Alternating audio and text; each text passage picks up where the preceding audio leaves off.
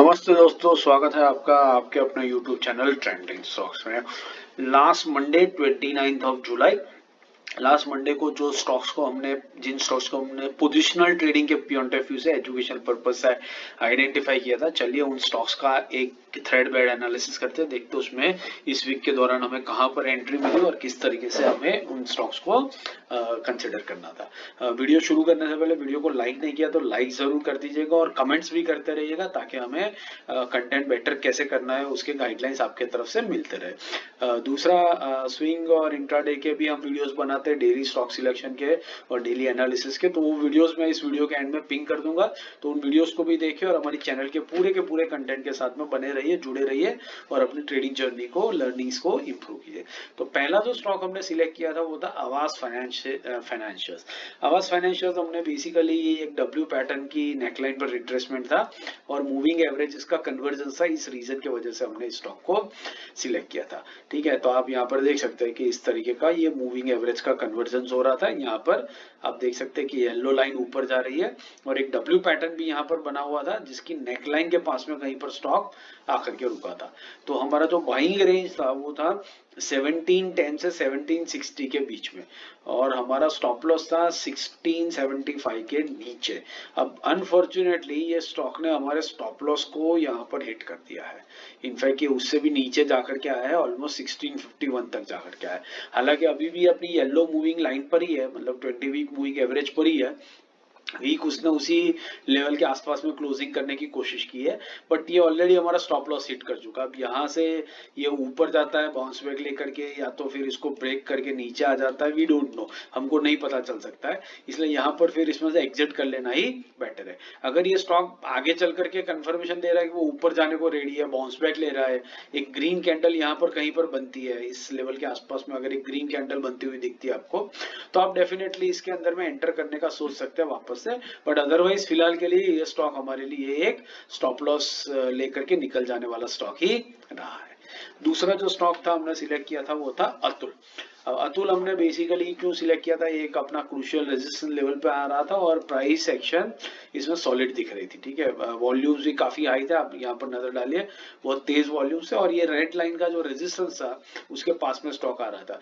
Yellow और black line भी converge हो रही है और येलो लाइन जो 20 वीक मूविंग एवरेज है वो 50 वीक मूविंग एवरेज से ऊपर जाने की, निकलने की कोशिश कर रही है। तो हमारा जो बाइंग था इसमें, हमारा बाइंग था 7500 से 7600 के बीच में। तो इस वीक में देखते हैं तो स्टॉक ने लो कितने का लगाया, लो लगाया 7687 का, मतलब अनफॉर्चुनेटली ये हमारी बाइंग रेंज में ये स्टॉक आया ही नहीं। ये वीक में ही आप देख सकते हैं कि गैप ही बन गया यहाँ पर और ये गैप जो था वो गैप हमारी बाइंग रेंज से ऊपर ही बना था, ऑलमोस्ट 1% ऊपर था हमारी बाइंग रेंज का हायर एंड से, इसलिए वो गैप के कारण हम इस स्टॉक के अंदर में एंट्री ले ही नहीं पाए। तो ये भी एक स्टॉक अच्छा रहा है, अगर आप वीकली टाइम फ्रेम पर देखेंगे तो क्लोजिंग बेसिस पर स्टॉक 3.5-1% जितना ऊपर गया है और इंट्रा वीक की अगर हम बात करें तो ये स्टॉक ने ऑलमोस्ट हाई लगा दिया है, कहां तक का 8000 तक का हाई लगा दिया था। तो यहाँ से काफी बढ़िया मूवमेंट दिया है स्टॉक ने, ऑलमोस्ट 5-6% का मूवमेंट दिया है, बट ये मूवमेंट हमारे काम का नहीं है क्योंकि गैप अप हुआ है और गैप अप होने के कारण से हम इसके अंदर में एंट्री ले नहीं पाए। गैप अप का कारण ये है क्योंकि वॉल्यूम्स जो है वो भयंकर वॉल्यूम्स है, इतने भयंकर वॉल्यूम्स पर गैप अप गैप डाउन होना बहुत ही लाजमी है और वही स्टॉक के अंदर में हुआ है। चलिए तीसरा स्टॉक देख लेते हैं, हमारा तीसरा था बोरोसिल रिन्यूएबल्स। तो बोरोसिल रिन्यूएबल भी अगेन एक क्रूशियल रेजिस्टेंस लेवल पर था और प्राइस एक्शन वॉल्यूम्स काफी तेज बन रहे थे, इस रीजन की वजह से हमने इसको सिलेक्ट किया था। ये रेड लाइन का जो रेजिस्टेंस है उसके पास में ये स्टॉक था और यहाँ पर आप देख सकते हैं कि ह्यूज वॉल्यूम्स के ऊपर एक ग्रीन कैंडल बना करके स्टॉक उसी रेजिस्टेंस लेवल पर आ गया था, इसलिए हमने इसको यहाँ पर सिलेक्ट किया था। इसका हमारा जो बाइंग रेंज था वो 535 से 550 के बीच में था। तो यहाँ पर देखते हैं क्या हुआ, इसने लो लगाया 522 का, हमारा स्टॉप लॉस था 500 के नीचे, तो स्टॉप लॉस को भी हिट नहीं हुआ है और हमारी एंट्री भी बहुत बढ़िया से कंफर्टेबली स्टॉक के अंदर में हो गई है। अगर हाई एंड के ऊपर भी हमने लिया होता इसको 550 के ऊपर तो भी हम एक ₹1.5 के प्रॉफिट में बैठे होंगे और वीकली बेसिस पर अगर हम बात करें तो ये स्टॉक ऑलरेडी 4% का हाई वहां से लेकर लगा करके आया है रेंज के हाई एंड से।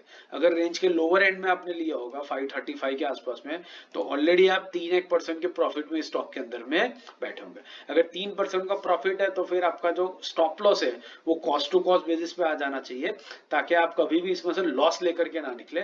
और ग्रेजुअली जैसे ही स्टॉक इंचअप करेगा ऊपर अपने टारगेट्स की तरफ, वैसे ही आप अपने जो दोनों टारगेट्स है वो दोनों टारगेट्स के लिए हम बेसिकली इसके अंदर में वेट करेंगे और टाइम के साथ देखेंगे, स्टडी करेंगे कैसे टारगेट्स को ये स्टॉक अचीव करता है। तो दो स्टॉक से, एक में हमारा स्टॉप लॉस हिट हुआ, दूसरे स्टॉक में हमारी एंट्री नहीं हुई, और तीसरे स्टॉक में अच्छी खासी एंट्री हो गई और अच्छा खासा एक प्रॉफिट में भी आप बैठे होंगे। आशा करता हूँ आपको ये एनालिसिस समझ में आ रहा है और पसंद भी आ रहा है। पसंद आ रहा हो तो लाइक जरूर कीजिएगा और चैनल को अपने दोस्तों के साथ शेयर भी जरूर से कीजिएगा। बाकी सारे स्विंग ट्रेडिंग, इंट्राडे ट्रेडिंग के एजुकेशन पॉइंट ऑफ व्यू से बनाए हुए स्टॉक सिलेक्शन और डेली एनालिसिस की वीडियो यहाँ पर है, तो इन वीडियोस को देखिए और हमारी चैनल के पूरे कंटेंट का पूरा फायदा उठाइए, अपनी जर्नी को, लर्निंग को इंप्रूव कीजिए। Thank you and have a great trading week ahead.